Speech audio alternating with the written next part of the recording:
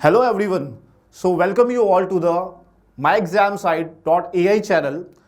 जैसा कि आप सभी को अपडेट मिल चुका होगा कि हम लोग ने जैसे कि नेक्स्ट मंथ अब नीट एग्जाम में बहुत ही कम टाइम बचा हुआ है, तो आपकी एग्जाम प्रिपरेशन को बूस्ट करने के लिए in the last time slot हम लोग आए हैं कुछ एक रिवीजन सीरीज लेके। और उन्हीं वो सीरीज जो हमने स्टार्ट कर दी, आपको कुछ वीडियोस उसके मिल भी चुके होंगे। बेस्ड ऑन दैट कि लास्ट मोमेंट पे हमें क्या फॉलो करना चाहिए कि हमारा जो रिवीजन है वो फास्ट हो जाए, बूस्टअप हो जाए। कुछ ऐसे टॉपिक्स जो कि लाइक हम सोच रहे हैं कि उन टॉपिक्स को हम स्किप कर दें, तो उसको इन शॉर्ट हम कैसे कवर कर ले सो दैट कि हमारा वो टॉपिक भी कवर हो जाए और बेस्ड ऑन दैट अगर उससे कोई क्वेश्चन आते हैं तो हम उन क्वेश्चंस को कर सकें। मैं आज आपके लिए लेके आया हूं फिजिकल केमिस्ट्री की रिवीजन सीरीज में पहला टॉपिक थर्मोडायनेमिक्स। थर्मोडायनेमिक्स जैसे ही स्टूडेंट्स नेम सुनते हैं तो थर्मोडायनेमिक्स सुनते ही लगता है कि बहुत ही मतलब थर्मोडायनेमिक्स का बहुत वाइटल रोल है। डेफिनेटली थर्मोडायनेमिक्स बहुत ही अच्छा, बहुत ही इंटरेस्टिंग, बहुत ही कॉन्सेप्चुअल और बहुत ही इंपॉर्टेंट चैप्टर है।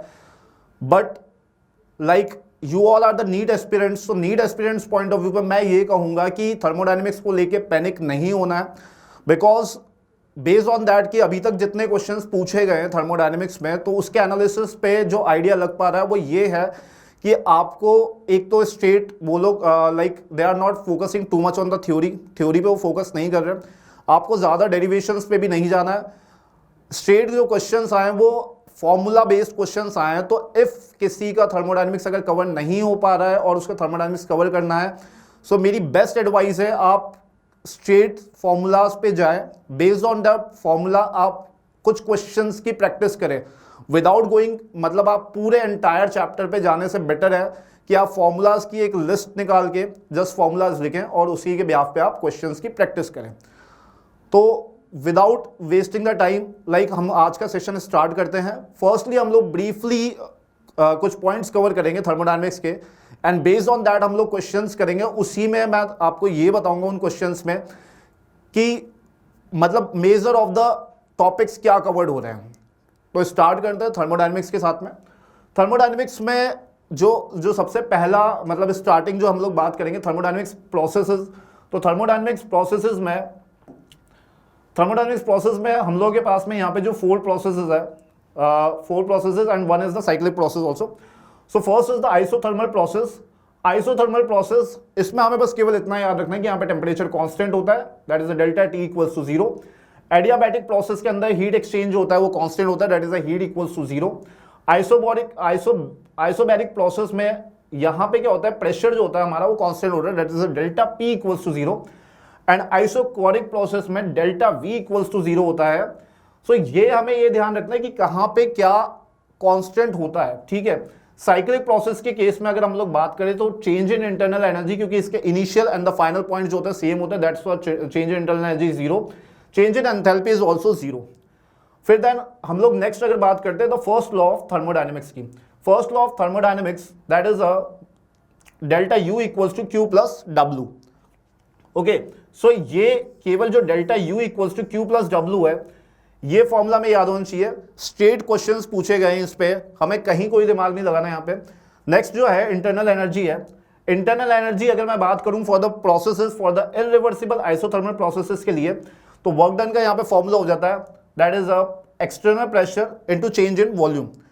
एंड अगर मैं रिवर्सिबल आइसोथर्मल प्रोसेस की बात करूं तो यहाँ पे जो वर्क डन का फॉर्मूला हो जाता है, that is minus of 2.303 NRT log V2 upon V1।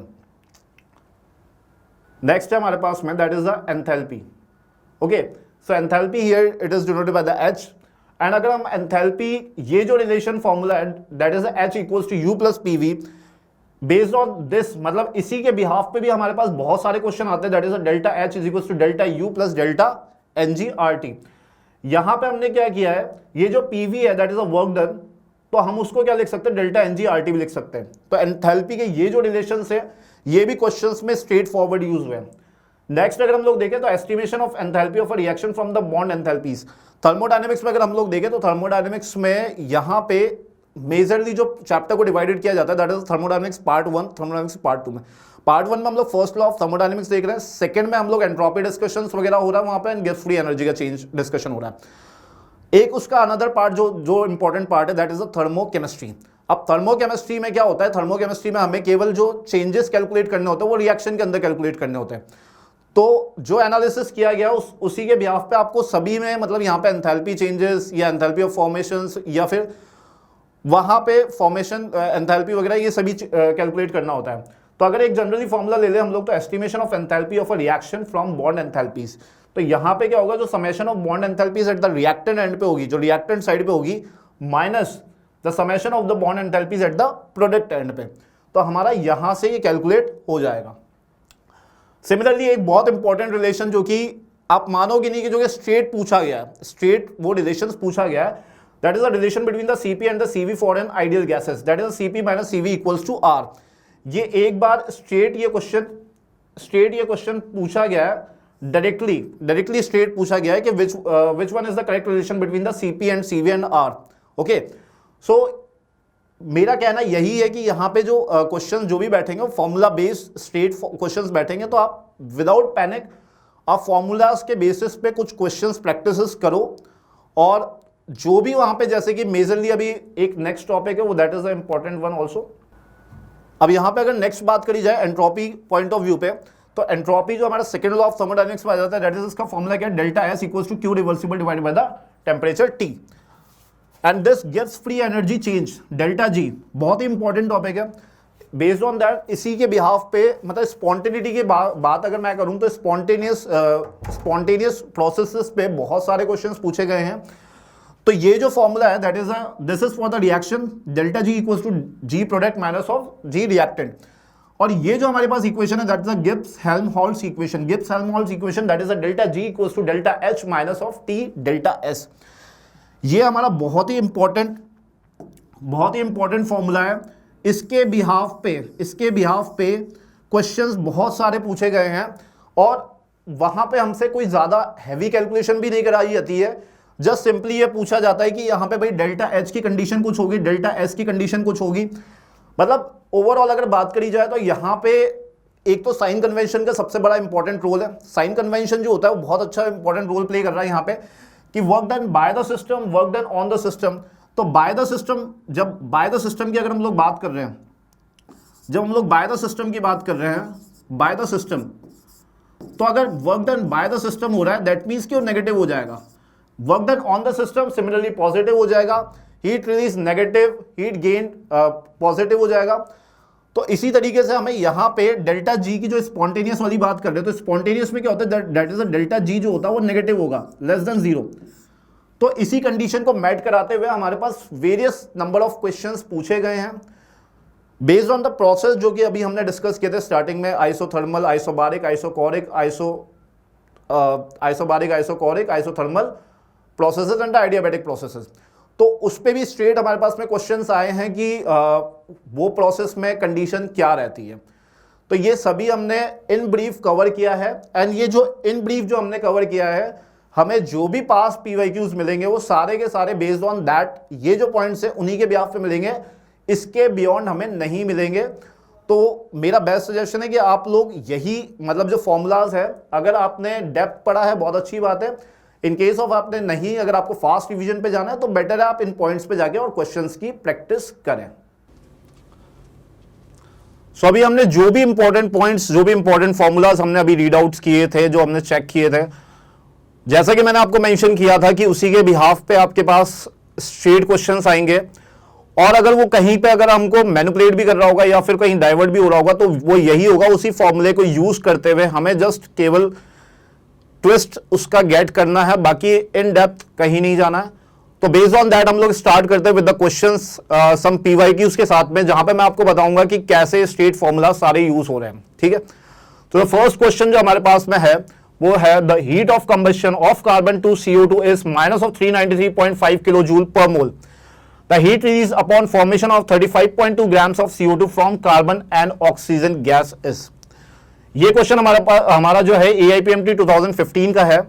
अब यहां पे अगर हम लोग सीधे, मैं इसको स्ट्रेट वर्बली अगर बात करूं यहां पे, तो heat of combustion of carbon to CO2 is given. मतलब जब कंबशन हो रहा है तो जो फॉर्मेशन हो रहा है CO2 का, तो कितनी हीट एनर्जी रिलीज हो रही है, that is a minus of 393.5 kilo joule per mole. Okay, तो CO2 का मॉलिक्यूलर मास कितना, 44 ग्राम्स। सो 44 ग्राम से हमारे पास कितनी हीट आ रही है, माइनस का 393.5 किलो जूल पर मोल। अब वो पूछना चाह रहा है कि अगर 44 से इतनी रिलीज हो रही है तो 35.2 से कितनी रिलीज होगी। स्ट्रेट क्वेश्चन है, यहां पे कैलकुलेशन भी ज्यादा हैवी नहीं है कि 44 से अगर इतनी हो रही है दैट मींस तो 1 ग्राम से कितनी होगी, 393.5 डिवाइडेड बाय 44, और 35.2 से क्या हो जाएगी, तो जस्ट मल्टीप्लाई हो जाएगा। तो यहां पे देख लेते हैं, जैसे कि CO2 के जो फॉर्मेशन के लिए, CO2 फॉर्मेशन के लिए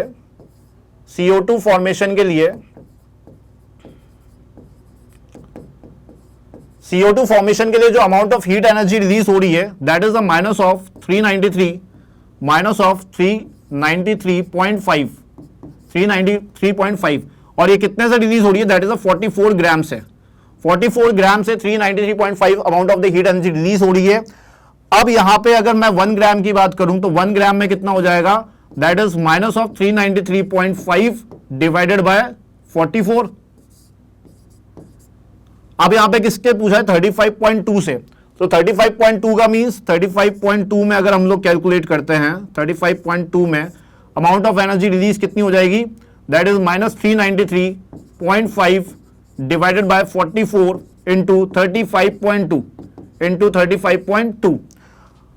अब यहां पे जब हम लोग देखेंगे तो यहां पे जो फाइनली हमारे पास आंसर आ रहा होगा वो नेगेटिव में आ रहा होगा, that is 315 kilo joule. 315 kilo joule. But यहां पे अगर हम लोग क्वेश्चन लैंग्वेज पे जाते हैं तो क्वेश्चन लैंग्वेज में क्या मेंशन है, द हीट रिलीज्ड। अब यहां पे जैसे ही रिलीज वर्ड यूज हो गया था, मैंने आपको कहा था साइन कन्वेंशन का बहुत ज्यादा इंपॉर्टेंट रोल है यहां पे। Work done by the system, work done on the system, heat energy release, heat energy gained. तो यहां पे ऑलरेडी उसने रिलीज वर्ड ऐड कर दिया है, तो दैट मींस कि उसने खुद ने ही बोल दिया नेगेटिव। यहां पे उसने खुद ने ही नेगेटिव बोल दिया है। तो अगर उसने खुद ने नेगेटिव बोल दिया तो यहां पे हम इस नेगेटिव साइन को कंसीडर नहीं करेंगे। तो मतलब हमारा जो फाइनल आंसर होगा दैट इज 315 किलो जूल। तो करेक्ट ऑप्शन हमारा क्या हो जाएगा, ऑप्शन फर्स्ट हो जाएगा, 315 किलो जूल। यहां पे हमने कैलकुलेशन जो करी वो नेगेटिव आ रही है, तो बहुत से स्टूडेंट कर सकते हैं, बट हमें यही ट्विस्ट पकड़ना था। ये बहुत ही छोटे से ट्विस्ट डालते हैं, जो कि यहां पे अगर देख रहे तो हीट रिलीज, यहां पे रिलीज का मतलब ही हो गया कि नेगेटिव साइन यहां पे ऐड करना है। अगर ये हीट एनर्जी रिलीज वगैरह का रिलीज वर्ड यहां पे नहीं वो ऐड करते हैं तो हम लोग वहां पे नेगेटिव साइंस कंसीडर करते हैं, है ना। सो हमारे इस क्वेश्चन का आंसर क्या हो जाएगा, option number 1, that is 315 kilo joule. So जो हमारा नेक्स्ट सेकंड क्वेश्चन है, जैसे हमने पॉइंट्स डिस्कस किए थे और मैंने लास्ट में आपको बोला था Gibbs Helmholtz equation that is delta G equals to delta H minus of T delta S. बहुत इंपॉर्टेंट था, स्पॉन्टेनियस प्रोसेस के बिहाफ पे था। अब उसी के बिहाफ पे मैं आपको सेकंड क्वेश्चन की साइड पे लेके चल रहा हूं। तो सेकंड क्वेश्चन में जो क्वेश्चन पूछा हुआ है वो ये है, the correct thermodynamic condition for the spontaneous reaction at all temperature is. ये क्वेश्चन है नीट फेज 1 2016 का क्वेश्चन है। अब यहां पे जो हमें जो रिलेशंस एस्टेब्लिश करने हैं वो रिलेशंस एस्टेब्लिश क्या है कि delta G equals to delta H minus of T delta S. यहां पे हमसे कोई कैलकुलेशन नहीं कराई जा रही है, बट स्ट्रेट हमसे एक फॉर्मूला के बिहाफ पे हमसे कंडीशंस पूछी जा रही है। तो स्पॉन्टेनियस कंडीशन के लिए मैंने बताया था उस टाइम पे भी, दैट इज डेल्टा जी जो होगा वो लेस देन जीरो होगा। डेल्टा जी जो होगा वो लेस देन जीरो होगा। तो हमें यहां पे जस्ट एस्टेब्लिश करना है कि डेल्टा एच की वैल्यू क्या होनी चाहिए, मतलब लाइक ग्रेटर देन जीरो होनी चाहिए, लेस देन जीरो होनी चाहिए, जीरो होनी चाहिए, और या फिर इस पैरामीटर की कंडीशन क्या होनी चाहिए। तो हमें ये दो कंडीशंस डिसाइड करनी है। अब delta G equals to delta H minus of T delta S है। तो डेल्टा एच अगर ये वैल्यू मैं नेगेटिव लेके चलूं और ये जो वैल्यू है ये अगर हाईली पॉजिटिव होती है तो ओवरऑल भी इसके आगे क्या है, नेगेटिव साइन है। इसके आगे क्या है, नेगेटिव साइन है।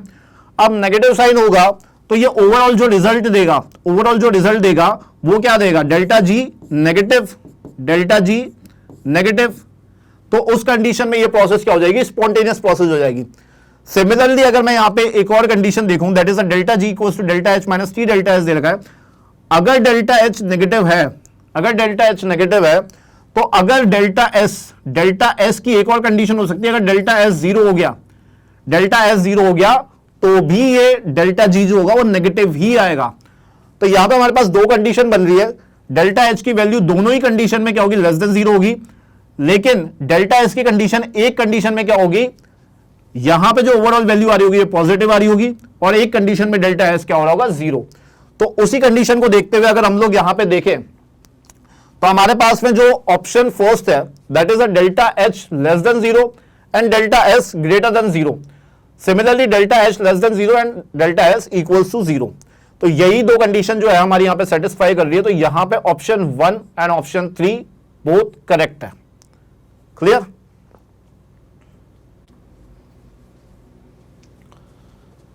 चलते हैं फिर नेक्स्ट क्वेश्चन की साइड पे। जैसा कि हमने डिस्कस किया था, अब यहां पे जो नेक्स्ट क्वेश्चन है, नेक्स्ट क्वेश्चन हमारे पास है, ये भी स्ट्रेट, मैंने कहा था कि आपको किसी भी डेरिवेशन पे नहीं जाना है, ठीक है। कोई भी जो भी हमें स्ट्रेट ध्यान रखना है थर्मोडायनेमिक्स में, that is the best part, कि आप ध्यान रखो उसके स्ट्रेट फॉर्मूलाज, उसकी मतलब उस फॉर्मूलाज को आप भले ही उससे 2 या 4-5 क्वेश्चन आप ट्राई करो, आपकी क्वेश्चन प्रैक्टिस स्ट्रॉन्ग होनी चाहिए थर्मोडायनेमिक्स पॉइंट ऑफ व्यू पे। सो हमारा नेक्स्ट क्वेश्चन है, consider the following liquid vapour equilibrium. अब यहां पे लिक्विड वेपर इक्विलिब्रियम यहां पे जो दे रखा है, तो ये जो यहां पे जो रिलेशन पूछा गया है दैट इज अ क्लॉसियस-क्लैपेरियन इक्वेशन है, क्लॉसियस-क्लैपेरियन इक्वेशन।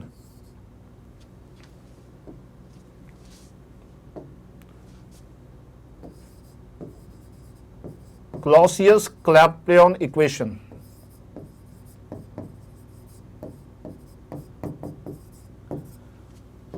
ये हम लोग डिराइव करके भी मतलब डिराइव करके भी ला सकते हैं, बट लेकिन हमें वहां पे इतनी मेहनत करने की जरूरत नहीं है। ये स्ट्रेट मतलब बुक्स में या आप नोट्स में देखोगे तो इसका डिराइव करके क्लियर फाइनल एक्सप्रेशन दिया हुआ है। तो बेटर भी है कि आप उसका डायरेक्टली उस एक्सप्रेशन को ध्यान रखें, और ताकि यहां पे हमारा टाइम ज्यादा से ज्यादा सेव हो सके। तो क्लॉसियस-क्लैपेरियन इक्वेशन की अगर हम बात करें तो ये है dlnp upon dt equals to delta hv upon RT square. तो हमारा जो ये स्ट्रेट एक्सप्रेशन है, तो करेक्ट आंसर हमारा यहां पे है dlnp upon dt equals to delta hv upon RT square, जो कि स्ट्रेट क्वेश्चन पूछा गया है। हमें यहां पे इसके डेरिवेशन में फंसने की जरूरत नहीं है, हमें इसके स्ट्रेट फाइनल एक्सप्रेशन को ध्यान रखना है।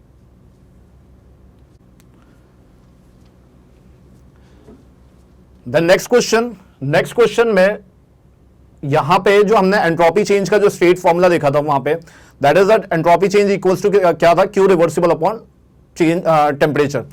ओके, सो क्वेश्चन इज, यहां पे जो क्वेश्चन जो गिवन है वो क्या है, for a simple perfect gas when its pressure is change isothermally from P initial to the P final, the entropy change is given bye.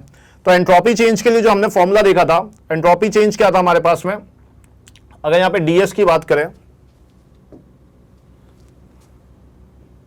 Entropy change जो ds है, ds will be equals to integration of initial to the final dq divided by the t।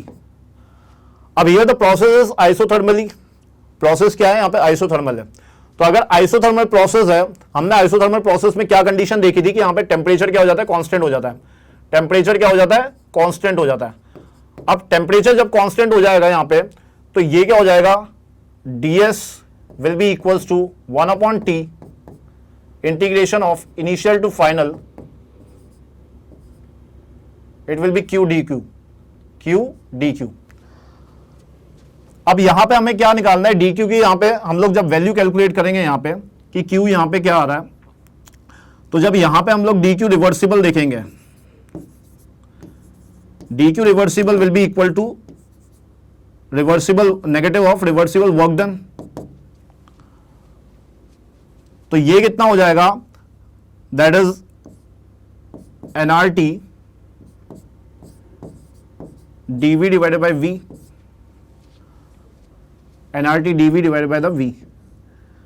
अब यहां पे जब हम लोग इसकी value यहां पे पुट करते हैं तो ये क्या हो जाएगा, ds will be equal to 1 upon t।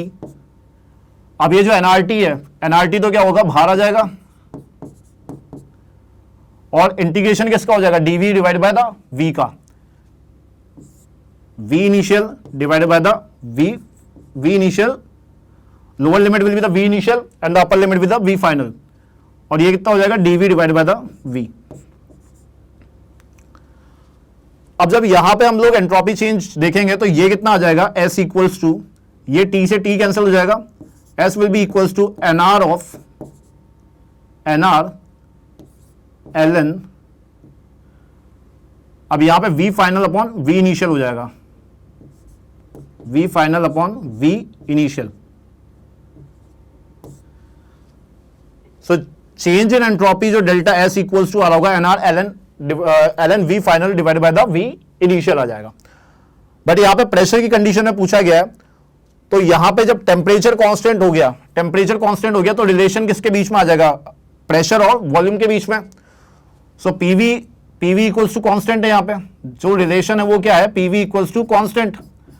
अब पीवी इक्वल्स टू कांस्टेंट जब यहां पे है तो ये क्या हो जाएगा, P initial divided by the P final will be equals to V final upon V initial. So जो रिलेशन है V final upon V initial किसके इक्वल है, P initial upon P final के। तो यहां पे डेल्टा एस किसके equal आ जाएगा, NR LN P initial divided by the P final, P initial divided by the P final. So delta S will be equals to NR LN P initial divided by the P final. So that is option number जो second है वो हमारा correct हो जाएगा। Option second क्या है हमारा, delta S equals to NR LN P initial divided by the P final. इसी तरीके से जो हमारे पास जो नेक्स्ट क्वेश्चन है, नेक्स्ट क्वेश्चन में सेम जो हम लोगों ने अभी जस्ट फॉर्मूला जो यूज किया था गिब्स हेल्महोल्ट्ज इक्वेशन का, that is the delta G equals to delta H minus of T delta S. So the question is given for a reaction, delta H कितना दिया हुआ है 35.5 kilo joule per mole inverse, kilo joule mole inverse, and delta S कितना given है 83.6 joule kelvin inverse mole inverse. The reaction is spontaneous. Spontaneous की जो condition थी, spontaneous की कंडीशन हम लोगों ने क्या रखा था यहाँ पे, स्पॉन्टेनियस कंडीशन में डेल्टा जी जो होता है, delta G is less than 0, that is a delta G equals to delta H minus of T delta S, it will be less than 0। अब यहां पे delta G equals to delta H minus T delta S is less than 0। तो अगर इस equation को यहां पे देखेंगे तो टेम्परेचर जो यहां पे कंडीशन हो जाएगी, that is a delta H is less then T delta S. और यहां पे अगर टेम्परेचर की वैल्यू देखते हैं तो टेम्परेचर क्या हो जाएगा, टेम्परेचर जो हो जाएगा वो ग्रेटर देन हो जाएगा delta H divided by the delta S. Temperature क्या हो जाएगा, ग्रेटर देन हो जाएगा किससे, delta H divided by the delta S. अब यहां पे डेल्टा एच की वैल्यू गिवन है हमें किलो जूल में, और यहां पे जो वैल्यू गिवन है हमें दैट इज अ जूल में। तो यहां पे हम क्या करेंगे, ये यूनिट कन्वर्जन का भी हमें यहां पे बहुत इंपॉर्टेंट ध्यान देना होगा, क्योंकि यहां पे यूनिट पे मेजरली वो आपसे हैवी कैलकुलेशन या मेजर इन डेप्थ क्वेश्चन नहीं पूछ रहा होगा, बट यहां पे चीजें ध्यान जो हमें देनी होगी, यूनिट पे ध्यान देना होगा, साइन कन्वेंशंस पे ध्यान देना होगा। अब यहां पे यूनिट किलो जूल में और यहां पे जो यूनिट है वो जूल में है, और ये दोनों को हम डिवाइड कर रहे हैं, तो हमें दोनों पैरामीटर्स कैंसिल आउट करने होंगे, तो यूनिट्स भी हमें इसकी सेम करनी होगी। अब यहां पे ये क्या है 35.5, that is the temperature is greater than the, यहां पे ये हो जाएगा 35.5 डिवाइडेड बाय द 83.6। अब इसको हम लोग जूल में कन्वर्ट कर रहे हैं, यहां पे ये किलो जूल में था तो ये 1000 से मल्टीप्लाई हो जाएगा यहां पे। तो यहां पे जैसे ही हम लोग टेम्परेचर जब कैलकुलेट करेंगे तो एक टेम्परेचर जो हमारा आएगा वो अप्रोक्सीमेटली यहां पे 424.6 के, जिसको हम लोग near by 425 round of value में लेंगे, 425 राउंड ऑफ वैल्यू में लेंगे यहां पे। तो 425 राउंड ऑफ वैल्यू में लेंगे, मतलब टेम्परेचर जो हमारा किससे ग्रेटर होगा, 425 केल्विन से। तो यहां पे अगर हम लोग ऑप्शन देखते हैं तो ऑप्शन जो हमारे पास फर्स्ट ऑप्शन है, फर्स्ट ऑप्शन में हमें यहां पे मेंशन किया गया temperature greater than the 425 kelvin, that is first option हमारा यहां पे करेक्ट हो जाएगा। उसी तरीके से अगर हम लोग नेक्स्ट क्वेश्चन की बात करें तो नेक्स्ट क्वेश्चन में हमारे पास में है, a gas is allowed to expand in a well insulated container against a constant external pressure of 2.5 atm from an initial volume of 2.50 liter to a final volume of 4.50 liter. The change in internal energy delta U of the gas in joules will be. तो यहां पे भी जो change in internal energy की बात करें यहां पे, सो इंटरनल एनर्जी का जो यहां पे फॉर्मूला जो हमने जो शॉर्ट डिस्कशन किया था उसमें मेंशन था इंटरनल एनर्जी का, वहां पे भी फॉर्मूला अब यहां पे gas is allowed to expand, so gas is allowed to expand अब एट यहां पे जो दिया हुआ है at a constant external pressure of 2.5 atm। So यहां पे वर्क डन अगर हम लोग यहां पे देखेंगे, अब यहां पे अगेंस्ट हो रहा है, that is allowed to expand. Okay, so work done by the system हो रहा है, तो यहां पे minus of P external into change in volume, minus of P external into change in volume. अब W is equal to minus of P external change in volume. External pressure कितना given है यहाँ पे 2.5 atm गिवन है, कितना given है 2.5 atm, तो minus of 2.5 atm change in volume will भी क्या हो जाएगा हमारे यहां से final volume minus of initial volume. तो फाइनल वॉल्यूम कितना गिवन है 4.50 माइनस ऑफ इनिशियल वॉल्यूम हमें कितना गिवन है यहाँ पे 2.50। जब हम इसको कैलकुलेट करेंगे तो ये हमारे पास में आएगा negative of 5 litre dot ATM. अब हमें इस वर्क डन को जब कन्वर्ट करना होगा जूल में, तो हम इसको मल्टीप्लाई करेंगे -5 इंटू 101.32। यहां पे जब जो फाइनल इसका एक्सप्रेशन आएगा जूल में, तो वर्क डन यहां पे हमारे पास में आ जाएगा माइनस का 506 point something, -506 point something joule आएगा इसका आंसर। ठीक है, अब यहां पे नेक्स्ट जो हमसे यहां पे पूछा गया है इंटरनल एनर्जी का, तो इंटरनल एनर्जी का जो हमने यहां पे फर्स्ट लॉ ऑफ थर्मोडायनेमिक्स का एक्सप्रेशन क्या था, delta U equals to Q plus W, delta U equals to Q plus W. तो यहां पे जो वर्क डन कैलकुलेट किया गया है, अब यहां इंसुलेटेड कंटेनर, आपको क्वेश्चंस की लैंग्वेज में वर्ड्स को देखना होगा, क्योंकि बहुत सी चीजें यहां पे थर्मोडायनेमिक्स में वर्ड्स में मेंशन होगी, उसी के बिहाफ पे आप जज कर पाओगे। फॉर्मूला तो आपने देख लिया, लेकिन जैसे यहां पे इंसुलेटेड कंटेनर मेंशन किया गया है, तो इंसुलेटेड कंटेनर का मतलब कि हीट एक्सचेंज वहां पे क्या हो जाएगा, जीरो हो जाएगा। अगर हीट एक्सचेंज जीरो हो जाएगा, दैट इज ये क्या हो जाएगा, क्यू क्या हो जाएगा, जीरो। तो change in internal energy delta U किसके इक्वल आ जाएगा, माइनस ऑफ 506.3 जूल के नियर बाय। अब यहां पे जो इंटरनल एनर्जी का जो चेंज आ रहा है वो -506.3 जूल आ रहा है। ऑप्शंस हम लोग यहां पे देखते हैं, ऑप्शंस हमारे पास गिवन है minus of 500 joule, minus of 505 joule, plus 505 joule and 1136.25 joule. तो यहां पे नियरेस्ट अगर हम लोग देखें तो नियरेस्ट ऑप्शन हमारा बैठ रहा है option number 2, that is a minus of 505 joule बैठ रहा है। नेक्स्ट क्वेश्चन अगर हम लोग यहां पे देखते हैं, तो नेक्स्ट क्वेश्चन में जो हमें क्वेश्चन पूछा गया है, that is based on the thermochemistry में यहां पे पूछा गया है, जहां पे मैंने आपको बताया था कि जो बॉन्ड एंथैल्पी की जो कैलकुलेशन है वो उसमें हमने क्या किया था, the bond enthalpy of the reactant minus of the bond enthalpy of the product, यही हमारा वहां पे मेन फॉर्मूला था। अब यहां पे जो क्वेश्चन पूछा गया वो ये है, the bond dissociation energies of x2 y2 and xy are in the ratio of 1:0.5:1। Delta H for the formation of the xy is minus of 200 kilojoule per mole. The bond dissociation energy of x will be, तो यहां पे हमें bond dissociation energy x की यहां पे find करनी है। अब bond dissociation energy of x will be, question हमारा नीट 2018 का। अगर यहां पे इस इक्वेशन को हम लोग लिखते हैं तो ये इक्वेशन क्या हो जाएगी, half of x2 plus half of y2, half of x2 plus half of y2, it is giving a xy, half x2 plus half y2 giving xy। अब यहां पे अगर देखें कि रेशियो जो बॉन्ड डिसोसिएशन एनर्जी का रेशियो जो given है, वो क्या रेशियो गिवन है, बॉन्ड डिसोसिएशन एनर्जी का जो रेशियो गिवन है x2 y2 और xy के लिए, दैट इज 1:0.5:1। तो यहां पे ये क्या हो जाएगा, x ये हाफ है, तो ये कितना हो जाएगा x/2 और ये कितना हो जाएगा x। क्लियर। अब उसके बाद में हमें जो बॉन्ड डिसोसिएशन एनर्जी, यहां पे जो बॉन्ड डिसोसिएशन एनर्जी x की कैलकुलेट करनी है, तो यहां पे बॉन्ड डिसोसिएशन एनर्जी का अगर हम लोग फॉर्मूला लगाते हैं, that is a reactant minus of product. अब यहां पे इसके स्टोइशियोमेट्रिक कोएफिशिएंट के अकॉर्डिंग ये कितना हो जाएगा, x/2, कितना हो जाएगा, ये x/2 हो जाएगा।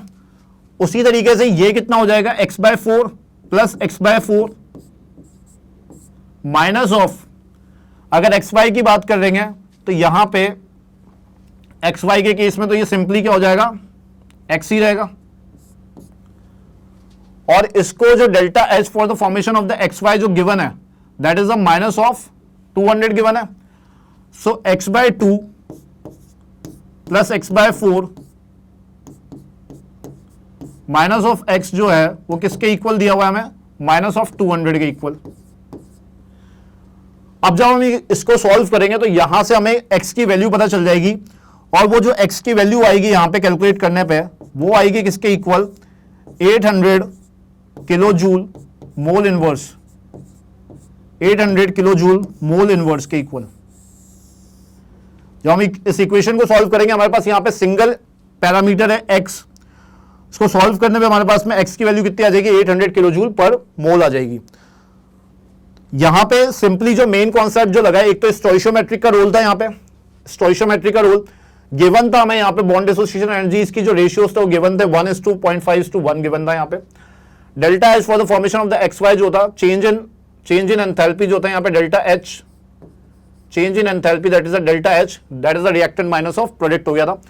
उसी के बाद हमारी जो वैल्यू जो x की जो थी, जो बॉन्ड डिसोसिएशन एनर्जी किसके कैलकुलेट करनी थी, x की, तो बॉन्ड डिसोसिएशन x की कितनी आ गई यहां पे, 800 kilo joule per mole inverse. तो हमारा करेक्ट ऑप्शन क्या हो जाएगा, option number 1, that is 800 kilo joule mole inverse. Then again जो नेक्स्ट क्वेश्चन है हमारे पास में, नेक्स्ट क्वेश्चन में another isothermal condition, isothermal condition में दैट मीन्स कि यहां पे हमारा क्या टेम्परेचर क्या हो जाएगा, कांस्टेंट हो जाएगा। आइसोथर्मल कंडीशन हमने देखा था, यहां पे क्या हो जाता है, टेम्परेचर कांस्टेंट हो जाएगा। अ gas at the 300 kelvin, a gas at 300 Kelvin expands from 0.1 liter to 0.25 liter against a constant external pressure of 2 bar. So यहाँ पे जो गैस का एक्सपेंशन हो रहा है that is the work done जो होगा वो इरिवर्सिबल हो जाएगा। सो इरिवर्सिबल वर्क डन के लिए work done and irreversible process, work done and irreversible process ये किसके इक्वल हो जाएगा, minus of P external dot delta we, minus of P external dot delta we. अब यहाँ पे एक्सटर्नल प्रेशर हमारे पास जो हमने लास्ट जो क्वेश्चन डिस्कस किया था एग्जैक्टली बेस्ड ऑन उसी क्वेश्चन के ऊपर बेस्ड है। यहाँ पे प्रेशर हमें यहाँ पे गिवन है, किसमें, बार में गिवन है। तो ये कितना हो जाएगा, -2 डेल्टा वी के लिए V final minus of V initial, तो 0.25 माइनस 0.1, तो ये कितना हो जाएगा 0.25 माइनस ऑफ 0.1। जब हम इसको कैलकुलेट करेंगे तो ये किसके इक्वल आ रहा है हमारे पास में, 0.3 के equal, 0.3।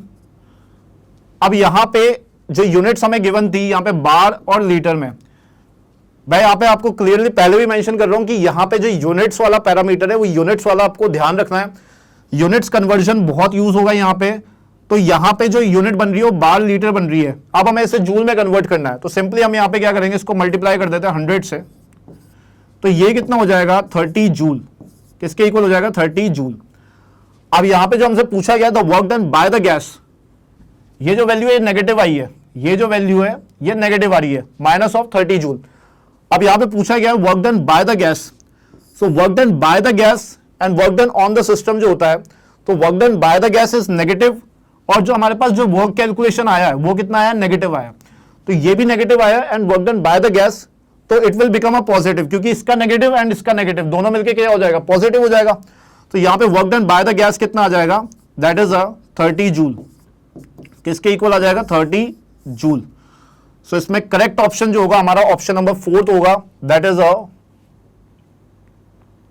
30 joule. Okay, next question जो है, नेक्स्ट क्वेश्चन में हमारा जो second law of thermodynamics that is entropy के ऊपर बेस्ड है। अब यहां पे एंट्रोपी इन जनरली क्या है, entropy is the randomness, entropy is the randomness.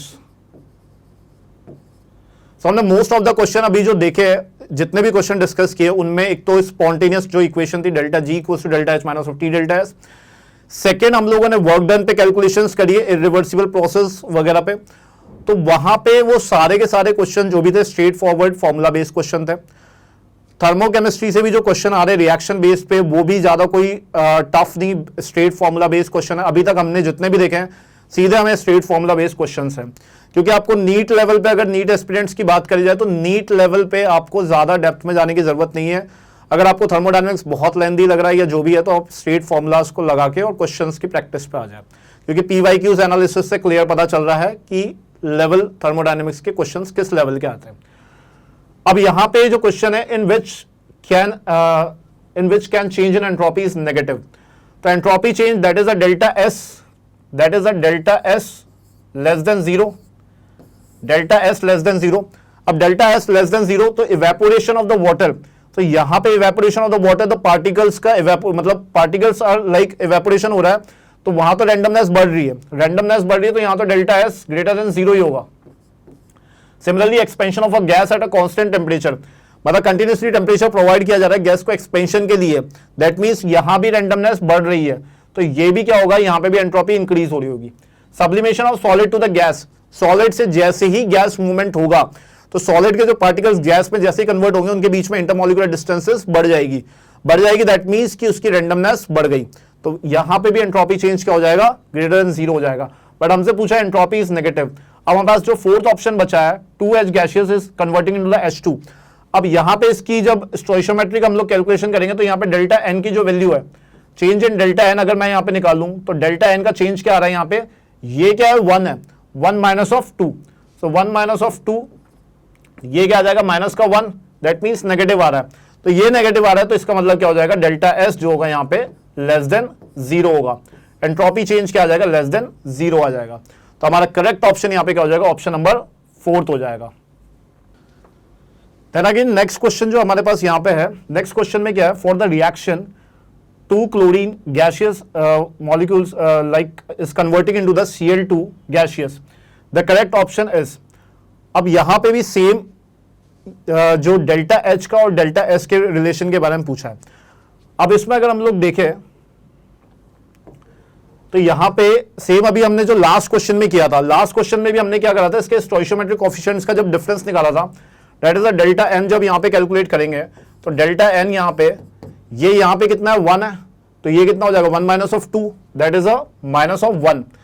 अब ये माइनस ऑफ 1 यहां पे जब आ रहा है तो एंट्रोपी चेंज जो था डेल्टा एस, हमने लास्ट वाले क्वेश्चन में इसी तरीके से कैलकुलेट करी थी, तो एंट्रोपी चेंज क्या आ गया था, लेस देन जीरो आ गया था यहां पे। अब एंट्रोपी चेंज यहां पे लेस देन जीरो आ गया था, और अगर इस क्वेश्चन में देखें तो यहां पे दो क्लोरीन के एटम्स क्या कर रहे हैं, यहां पे बॉन्ड फॉर्मेशन कर रहे हैं, ये क्या बन गया, क्लोरीन मॉलिक्यूल बन गया। अब ये क्लोरीन मॉलिक्यूल बन गया तो ये किस में जा रहे हैं, बॉन्ड फॉर्मेशन में जा रहे हैं, बॉन्ड फॉर्मेशन हो रहा है, दैट मींस यहां पे क्या होगी, हीट एनर्जी रिलीज होगी, क्या होगा, हीट एनर्जी रिलीज होगी, हीट एनर्जी रिलीज होगी। अब हीट एनर्जी अगर रिलीज होगी यहां पे तो डेल्टा एच की कंडीशन क्या आ जाएगी, डेल्टा एच आर यहां पे क्या हो जाएगा, डेल्टा एच आर जो हो जाएगा वो लेस देन जीरो हो जाएगा। सिमिलरली अगर जैसे कि यहां पे तो ये बॉन्ड फॉर्मेशन हो रहा था, अगर बॉन्ड ब्रेकिंग कंडीशन हो जाती तो वहां पे इसका जस्ट रिवर्स हो जाता पैरामीटर, और एंट्रोपी चेंज अगर यहां पे कोएफिशिएंट्स मतलब अगर ये इक्वल हो जाते तो डेल्टा एस मतलब जीरो आ जाता, अगर ये इधर का पैरामीटर ज्यादा ग्रेटर होता और इधर का कम होता तो वो ग्रेटर देन जीरो हो जाता। तो कंडीशंस इस तरीके से वेरी कर सकती है, बट लेकिन द वे ऑफ सॉल्विंग जो होगा वो इसी तरीके से हम इसको सॉल्व करके देखेंगे। तो हमारा करेक्ट ऑप्शन हो जाएगा option number 3, that is delta R H is less than zero and delta R S is less than zero. जो हमारा नेक्स्ट क्वेश्चन है, नेक्स्ट क्वेश्चन में अगेन सेम वही इक्वेशंस के बिहाफ पे हमसे अगेन पूछा गया है, यहां पे इंटरनल एनर्जी का रिलेशन पूछा गया है। अब क्वेश्चन में अगर हम लोग देखते हैं, for the irreversible expansion of an ideal gas under the isothermal condition, the correct option is, सबसे पहले यहां पे जो मेंशन किया गया वो क्या आ गया, आइसोथर्मल। सबसे फर्स्ट थिंग क्या आ गई है, आइसोथर्मल। जैसे ही यहां पे आइसोथर्मल मेंशन कर दिया, दैट इज टेम्परेचर क्या हो जाएगा यहां पे, कांस्टेंट। टेम्परेचर जैसे ही कांस्टेंट होगा दैट मींस कि इंटरनल एनर्जी चेंज होगा, इसका जो इसका इंटरनल एनर्जी चेंज है डेल्टा यू, वो किसके इक्वल हो जाएगा, वो भी जीरो हो जाएगा, क्योंकि internal energy is directly connected with the temperature. So internal energy directly connected है टेम्परेचर के साथ में, that means delta U equals to zero आ जाएगा। अगेन डेल्टा एस की बात करी गई है, और यहां पे जो प्रोसेस मेंशन किया गया है इरिवर्सिबल एक्सपेंशन है, इरिवर्सिबल एक्सपेंशन है। अब इरिवर्सिबल एक्सपेंशन की कंडीशन में क्या हो जाता है, इरिवर्सिबल एक्सपेंशन की कंडीशन में, इरिवर्सिबल एक्सपेंशन, सो इरिवर्सिबल एक्सपेंशन की कंडीशन में क्या हो जाता है, डेल्टा एस की जो वैल्यू होती है, डेल्टा एस की जो वैल्यू होती है वो क्या होती है, ग्रेटर देन जीरो होती है। दैट मींस एंट्रोपी चेंज होता है वो ग्रेटर देन जीरो होता है। अब entropy change greater than zero होता है तो ऑप्शन के अकॉर्डिंग क्या हो जाएगा, delta S not equals to zero, delta S not equals to zero. So यहां पे करेक्ट ऑप्शन अगर हम लोग देखेंगे तो ऑप्शन क्या हो जाएगा हमारा, option number 2, that is a delta U equals to zero and delta S total is not equals to 0। And coming to the next question, अब नेक्स्ट क्वेश्चन की अगर हम लोग बात करें तो जो क्वेश्चन ये है, which one among the following is the correct option for the right relationship between the Cp and Cv for the 1 mole of the ideal gas? Straightforward question है ये, हमने जब फॉर्मूलाज डिस्कशन करे वहां पे clear expression mention है, Cp minus of Cv equals to R, ठीक है। Molar heat capacity at constant pressure, molar heat capacity at constant volume, okay. तो Cp minus of Cv equals to R। तो आप assume कर सकते हो कि straight formula based expression based questions पूछे जा रहे हैं, और ये है नीट 2021 का क्वेश्चन है। सो इसका करेक्ट ऑप्शन क्या हो जाएगा? Option number 1, that is Cp minus of Cv equals to R। The next question जो है, नेक्स्ट क्वेश्चन में हमें वर्क डन की कैलकुलेशन करा रहे हैं। विच of the following PV curve represents the maximum work done. अब यहां पे जो वर्क डन हमें फाइंड करना है वो ग्राफिकल मेथड्स पे आइडेंटिफाई करके करना है। यहां पे जितने भी दिए हुए हैं, तो जब भी ग्राफ्स की बात आएगी तो वर्क डन अगर हमने कैलकुलेट करना होगा, सो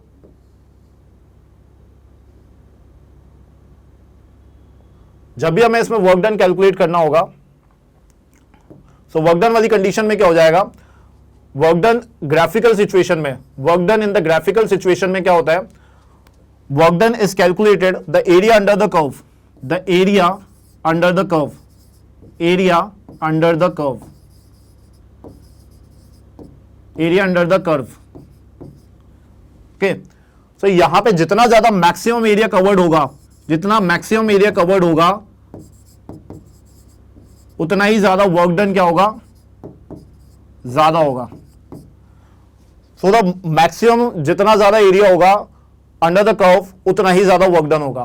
तो अगर हम लोग यहां पे जितने भी ऑप्शंस में देखेंगे तो यहां पे जो अगर इस एरिया में देखेंगे तो ये ज्यादा एरिया कवर कर रहा है, तो एरिया ज्यादा कवर कर रही है, एरिया इसका क्या है? ग्रेटर है। सो इसका जो वर्क डन होगा वो भी क्या हो जाएगा? मैक्सिमम हो जाएगा। वर्क डन क्या हो जाएगा इसका? वो भी मैक्सिमम हो जाएगा। अब अगर जैसे कि इन सभी अगर कर्व में देखें तो इन सभी में जो एरिया कर्व है वो कंपैरेटिवली लेसर है, तो एरिया इट में भी वेरी की वो रेक्टेंगुलर भी बना दे या फिर स्क्वायर भी बना दे। सो बेस्ड ऑन दैट की मतलब कितना ज्यादा एरिया, जितना ज्यादा एरिया कवर हो रहा होगा उतना ही ज्यादा वहां पे वर्क डन ज्यादा होगा। सो हमारा करेक्ट ऑप्शन हो जाएगा ऑप्शन नंबर 1, दैट इज ये वाला जो ग्राफ है जिसमें मैक्सिमम एरिया कवर हो रहा है। अगेन जो नेक्स्ट क्वेश्चन है हमारे पास में, नेक्स्ट क्वेश्चन में जो हमने अगेन फॉर्मूला जो डिस्कशन किए थे, ये भी स्ट्रेट नीट 2023 का क्वेश्चन है ये। Which among the following option is the correct relation between the change in the enthalpy and the change in internal energy? So यहां पे एंथैल्पी का रिलेशन और इंटरनल एनर्जी का रिलेशन पूछा गया है। सो एंथैल्पी और इंटरनल एनर्जी का रिलेशन हमने वहां पे जो देखा था वो क्या था? H is equals to U plus PV, H is equals to U plus PV. और इसको फर्दर अगर हम लोग चेंज कंडीशन में लिख रहे हैं, सो ये पीवी क्या हो जाएगा? हमारा वर्क डन, जिसको हम क्या लिख सकते हैं? डेल्टा एनजी आरटी ऑल भी लिख सकते हैं, क्योंकि पीवी इक्वल्स टू क्या होता है? PV equals to nRT, PV equals to nRT ideal gas equation. So यहां पे डेल्टा एच क्या हो जाएगा? Delta H equals to delta U plus PV को क्या लिख सकते हैं हम लोग? Delta ng RT. तो delta H equals to delta U plus delta ng RT. अब ये देखते हैं हमारा ऑप्शन नंबर जो फर्स्ट है, that is delta H equals to delta U plus delta ng RT. So हमारा करेक्ट ऑप्शन हो जाएगा कौन सा? ऑप्शन नंबर 1 हो जाएगा। देन नेक्स्ट क्वेश्चन हमारे पास में, नेक्स्ट क्वेश्चन में क्या बोला है? In which of the following process entropy increases. अगर हम लोग अभी तक देखें तो एंट्रोपी जो हमारे मेजर ऑफ द टॉपिक्स जो यहाँ पे कवर्ड हुए हैं वो कौन कौन से कवर्ड हो गए? यहाँ पे एंट्रोपी के बारे में बहुत डिस्कशन आ रहा है, तो इट इज डेफिनेटली कि एंट्रोपी पे वो क्वेश्चंस की प्रोबेबिलिटी मैक्सिमम है। सेकेंड थिंग, स्पॉन्टेनियस प्रोसेस की अगर बात करें तो स्पॉन्टेनियस प्रोसेस की प्रोबेबिलिटी ज्यादा बनी है। यहाँ पे वर्क डन कैलकुलेशन जो करा गया है वो उसकी प्रोबेबिलिटी ज्यादा बनी है। अब यहाँ पे एंट्रोपी का अगर हम लोग देखें, ये 2024 का क्वेश्चन है, नीट 2024 का। A liquid evaporates to the vapour. अब जब लिक्विड इवेपोरेट हो रहा है, वेपर में कन्वर्ट हो रहा है, डेफिनेटली द पार्टिकल्स जो होंगे उसकी रैंडमनेस बढ़ जाएगी। अब रैंडमनेस बढ़ने से क्या होगा? उसकी एंट्रोपी क्या हो जाएगी? इंक्रीज हो जाएगी, एंट्रोपी इंक्रीज होगी। Temperature of a crystalline solid lowered from 130 kelvin to 0 kelvin. अब जब हमने उसके टेम्परेचर को मतलब हम लोअर लेके आ गए, दैट मीन्स उसकी इंटरमोलिकुलर जो डिस्टेंस थी वो क्या कर दी? हमने रिड्यूस कर दी। अब इंटरमॉलिक्यूलर डिस्टेंस जब हमने रिड्यूस कर दिया वहां पे, तो मींस उसकी एंट्रोपी इंक्रीज ना होकर उसकी एंट्रोपी क्या हो गई है, डिक्रीज हो गई है। उसकी एंट्रोपी क्या हो गई है, डिक्रीज हो गई है। थर्ड जो सी हमारे पास है 2NaSCO3 इज ब्रेक, वो किसमें ब्रेक हो रहा है, Na2CO3 plus CO2 plus water में। अब यहां पे ये जो सॉलिड कंपाउंड जो हम लोग बात कर रहे हैं, ये फर्दर और फर्दर कंपाउंड्स मॉलिक्यूल्स में ब्रेक हो रहा है। तो ये यहां पे क्या हो गया, डिसोशिएट हो गया, मतलब इसके पार्टिकल्स ब्रेक हुए। अब पार्टिकल्स ब्रेक हुए तो इसकी एंट्रोपी क्या हो जाएगी, इंक्रीज हो जाएगी। उसी तरीके से ये अभी हमने जस्ट एक लास्ट, मतलब हमने जो एक PYQ डिस्कशन किया था उसमें भी था, ये Cl2 2Cl में कन्वर्ट हो रहा है। सिमिलरली अब यहां पे क्या होगा, मैंने कहा था यहां पे कोफिशिएंट्स में वेरिएशन करेंगे तो यहां पे पॉजिटिव आ रही है वैल्यू, ये जो वैल्यू है वो क्या आ रही है, पॉजिटिव आ रही है। तो यहां पे क्या देखेंगे, जैसे ये कितना हो जाएगा 2 - 1, ये कितना आ गया 1। तो एंट्रोपी चेंज यहां पे भी क्या हो रही है, इंक्रीज हो रही है। तो एंट्रोपी जो है हमारी ए में इंक्रीज हो रही है, सी में इंक्रीज हो रही है और डी में इंक्रीज हो रही है। बी में टेम्परेचर लोअर होने की वजह से नहीं इंक्रीज हो रही है। तो इसका करेक्ट स्टेटमेंट कौन से हो जाएंगे, ए, सी एंड डी। तो ऑप्शन नंबर 4 जो है that is correct, A, C and D. Then जो हमारा नेक्स्ट क्वेश्चन है, जैसा हमने पॉइंट्स में डिस्कशन किया था कि हमने क्लियर ये याद करने की कोशिश करी थी कि आइसोथर्मल प्रोसेस में कंडीशन क्या रहती है, आइसोकोरिक प्रोसेस में कंडीशन क्या रहती है। इसी तरीके से सिमिलरली सभी प्रोसेस में हमने कंडीशंस देखी थी। तो हमारे पास में यहाँ पे मैच लिस्ट है जहाँ पे प्रोसेस को किसकी कंडीशन से मैच कराया जा रहा है क्लियरली। तो यहाँ पे अगर हम देखें तो आइसोथर्मल प्रोसेस की अगर बात करते हैं, सबसे पहले हम लोग बात करते हैं आइसोथर्मल प्रोसेस की। अब आइसोथर्मल प्रोसेस में क्या था, यहाँ पे टेम्परेचर कांस्टेंट, टेम्परेचर यहाँ पे क्या था, कांस्टेंट था। आइसोकोरिक प्रोसेस की बात करें तो आइसोकोरिक प्रोसेस में क्या था, वॉल्यूम कांस्टेंट था। आइसोबारिक प्रोसेस में क्या था, यहाँ पे प्रेशर जो था, प्रेशर कांस्टेंट था। उसी तरीके से एडियाबैटिक प्रोसेस की अगर मैं बात करूं तो एडियाबैटिक प्रोसेस के जो हीट एक्सचेंज होता वो कितना था, 0 था। तो isothermal process temperature is constant, carried out at a constant temperature. तो मतलब ए मैच करेगा किससे, सेकंड से, A will match with the second. B को अगर मैच कर देंगे यहाँ पे तो बी मैच करेगा एट अ कांस्टेंट वॉल्यूम, मतलब थर्ड से। सी को अगर हम लोग देखेंगे यहाँ पे तो सी मैच करेगा किससे, आइसोबारिक प्रोसेस है तो यहाँ पे एट अ कांस्टेंट प्रेशर, मतलब सी मैच करेगा किससे, फोर्स से। और एडियाबैटिक प्रोसेस जो है, एडियाबैटिक प्रोसेस किससे मैच करेगा, no heat exchange. That means कि यहां पे जो डी होगा वो डी मैच करेगा किससे, फर्स्ट से। सो ए का सेकंड, बी का थर्ड, सी का फोर्थ एंड डी का फर्स्ट। ए का सेकंड, बी का थर्ड, सी का फोर्थ एंड डी का फर्स्ट। तो ये हो गया हमारा किससे, ऑप्शन नंबर फर्स्ट से मैच हो गया। तो करेक्ट ऑप्शन कौन सा हो जाएगा हमारा, option number 1। The next question में पूछा गया है, the work done during the reversible isothermal expansion of 1 mole of hydrogen gas at 25 degrees Celsius from pressure of 20 atmosphere to 10 atmosphere is। अब इस क्वेश्चन में यहां पे हमें जो वर्क डन कैलकुलेशन कराई है, तो ये भी स्ट्रेट फॉर्मूला बेस्ड क्वेश्चन। यहां पे वर्क डन हमें किस में कराया जा रहा है, आइसोथर्मल एक्सपेंशन में। That is a W is equals to minus of 2.303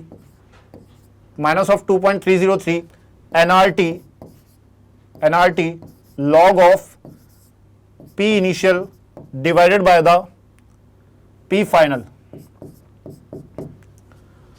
simply हमें यहां पे वैल्यूज जो गिवन है वो वैल्यूज हमें यहां पे पुट करनी है। तो यहां पे n की वैल्यू अगर हम लोग देखें 1 मोल गिवन है तो वो तो ऑलरेडी 1 हो गया। तो ये कितना हो जाएगा, माइनस का 2.303 इंटू n कितना है, 1 है। r की वैल्यू अगर हम लोग यहां पे देखें, ऑलरेडी गिवन है क्वेश्चन में, r की वैल्यू हमें कितनी गिवन है, 2 calorie kelvin inverse mole inverse. तो R कितना हो जाएगा, यहाँ पे 2 हो जाएगा। टेम्परेचर अगर केल्विन में देखें तो यहाँ पे 25 डिग्री सेल्सियस गिवन है, जो कि अगर केल्विन में करते हैं तो कितना हो जाएगा, 298। तो ये कितना हो जाएगा यहाँ पे 298 लॉग ऑफ इनिशियल प्रेशर यहाँ पे कितना गिवन है, 20 एटमॉस्फेयर, और फाइनल प्रेशर कितना गिवन है, 10 एटमॉस्फेयर। तो 20/10 कितना हो जाएगा, 2 हो जाएगा। तो ये कितना हो जाएगा, लॉग ऑफ 2। जब इस वैल्यू को हम लोग कैलकुलेट करेंगे, log 2 की जो वैल्यू होती है वो किसके इक्वल होती है, 0.3 के इक्वल। log 2 किसके इक्वल होगा, 0.3 के इक्वल।